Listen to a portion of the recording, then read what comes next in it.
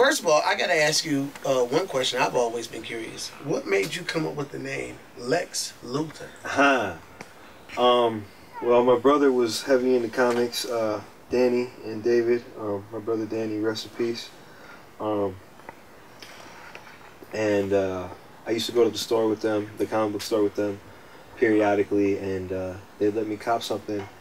And you know, that was with my brother Danny. And then when Danny passed away, you know, me and my brother David started making beats in the room, and I had Acid Pro and FL Studio, whatever, 3 point something, and I was just making beats under the name called Obscure Beats. And my brother was like, "You're Alex, just go by Lex. You're Lex Luther. Boom, that's it." And I was like, "All right," and I just stuck with it, and I just kind of like, I guess it kind of came from that realm, and I just held on to it, really.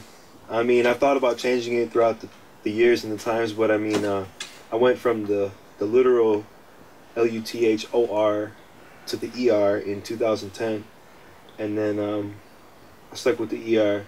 But the thing that I do subtly is that on every social media and then like on SoundCloud, it's parentheses MKE, you know, for Milwaukee. And so when people do search me, I am the first one to pop up, even if I am not the most poppin' or the most relevant or got the most hits or none of that. So I kind of did that, and that kind of happened on accident. But I know there's other Lex Luthers out there, and honestly, it's just about putting out the good music at the end of the day. This is interesting because it's always tight when you find shit that's actually from here. Like, this is from a store here, maybe, or from like people used to actually put their names on their collections. I've seen you around, man, and one name, I'm gonna name something, and you just spit at me whatever comment you want to comment on this, and I'm gonna say it just like this: Milltown Beatdown.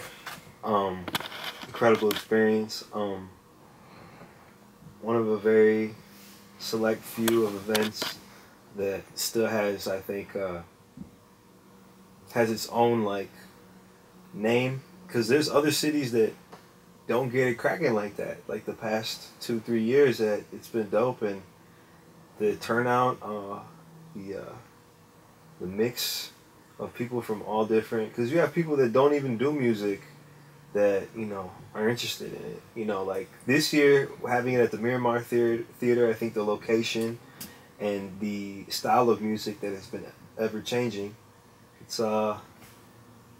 Milltown Beatdown is a format for people to just really, I think, challenge themselves as a producer or as a DJ or engineer, whatever you want to call yourself. Because at the end of the day, it's the final product. And I think what people need to realize is that everybody can say they can do it themselves, but I can say, as a person that has won it, and I've talked to other people that have won it or have come close, you don't do it all yourself. And that's where you need people. And like, if we don't collaborate, like if I didn't collaborate with my engineer at the time, Dan Frankel, and my homie No Gimmicks, you know, Ren, who was in the Beatdown in prior years, and I had actually battled him before. If he didn't help me with engineering and mix it down, I probably wouldn't have won, you know. And same with Mike Regal this year. He told me he had his team that he sat down and fleshed out ideas with. And Jihad told me, you know, he had them last minute crunch time moments, you know. So I think out of the Milltown Beatdown, I think it is about, you know, I guess you winning, but I think overall you learning something by collaborating with other people to get to that goal.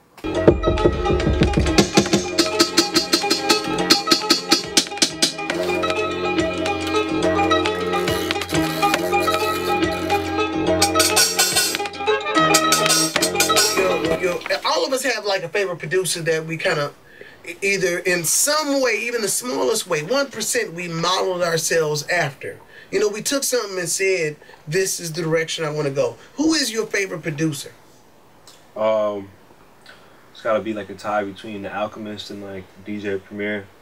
And then, you know, like option like 1A and 1B are like Pete Rock and like, I say even the RZA, even though he had his moments where I was questioning, you know, what he was doing, but the like RZA. now, questioning what he's doing. Stop. No comment. No comment. Yeah. But It gotta be one though. The Alchemist, man. ALC, like I listened to ALC, like, cause I remember he had cuts on Tony Touch's mixtapes. I was like, damn, he's got the standout. I love this beat. Like who did this? ALC. Every time I was like, man, ALC is out here. He's like, he's got songs with Mobb Deep. Like growing up, the very first like hip hop songs that rendered in me were Wu-Tang and the Fugees. And then later on, it was Mobb Deep and Gangstar, and this wasn't early Mobb Deep. This was Murder Music Mobb Deep when it had ALC featured on it. You know, so I was like, you know, so it had the one with Kool G Rap, and then you know later on they had all their cuts, and I was like, oh, he does stuff for Dilated Peoples too. Who's Dilated Peoples? You know, so I was just following the producer. You know, you're just like, damn.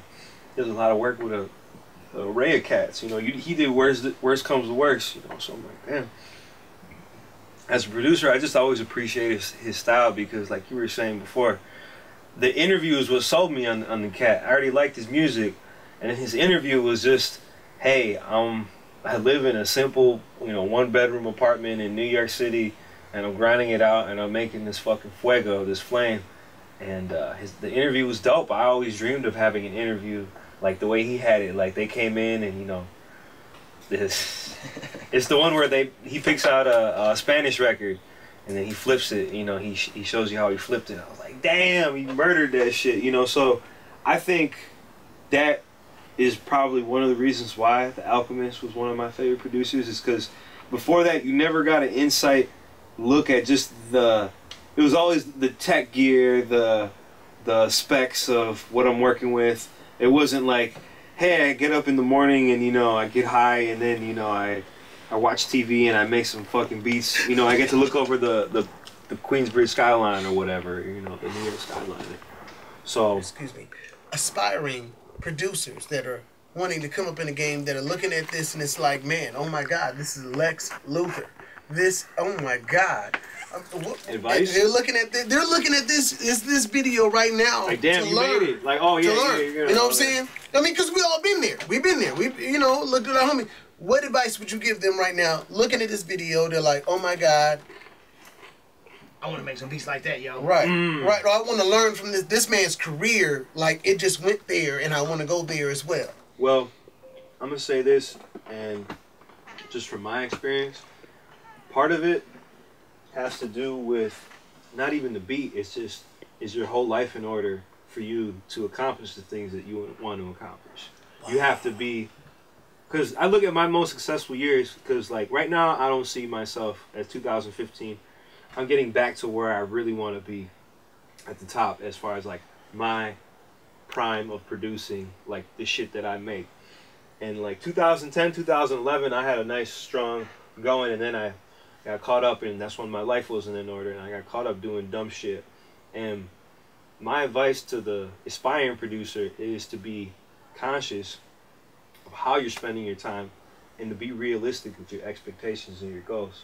Because I was a young producer in my early 20s thinking somebody was going to come scoop me up.